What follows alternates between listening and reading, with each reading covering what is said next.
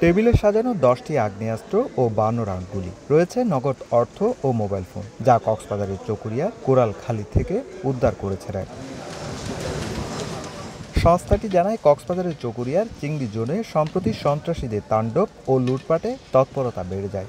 গত 19 জুন 10 একরের 7টি ঘেরে হানা দিয়ে শতাধিক ফাঁকা গুলি ছুড়ে ভীতিকর পরিস্থিতি তৈরি করে সন্ত্রাসী বাহিনী। অস্ত্রের মুখে ঘেরের কর্মচারীদের জিম্মি ও হাত পা বেঁধে নির্যাতন করে। এরপর ঘেরগুলো দখলে নেয় সন্ত্রাসীরা। ঘটনার পর চিংড়ি জোনে গোয়েন্দা নজরদারি বাড়ায় র্যাব। এরই ধারাবাহিকতায় সোমবার রাতে অভিযান চালিয়ে চকরিয়ার কোরালখালী এলাকা থেকে 4 জনকে গ্রেপ্তার করা হয়। উদ্ধার করা হয় 10টি আগ্নেয়াস্ত্র ও 52 রাউন্ড গুলি। র্যাব ফোর্সের সদর দপ্তরের ইন্টেলিজেন্স উইং এবং র্যাব 15-র একটি আভিযানিক দল চকরিয়া হতে 4 জন সশস্ত্র ডাকাতকে গ্রেফতার করতে সমর্থ হয়। নগদের কাছে সব গ্রাহকই প্রিয়, তাই তো সারা দেশে ক্যাশ আউট চার্জ সবচেয়ে কম।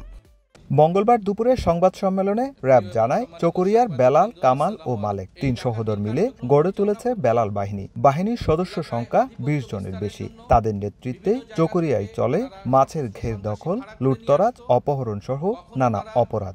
আটককৃত ব্যক্তিরা মূলত একটি সংঘবদ্ধ ডাকাত দলের অংশ, যা বেলাল বাহিনী নামে পরিচিত। গ্রেফতারকৃতদের উপযুক্ত বিচারের আওতায় আনার জন্য আমরা অনতিবিলম্বে আইনানুগ ব্যবস্থা গ্রহণ করব।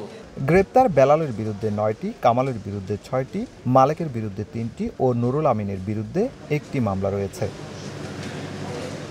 সুজাউদ্দিন রুবেল, সময় সংবাদ, কক্সবাজার।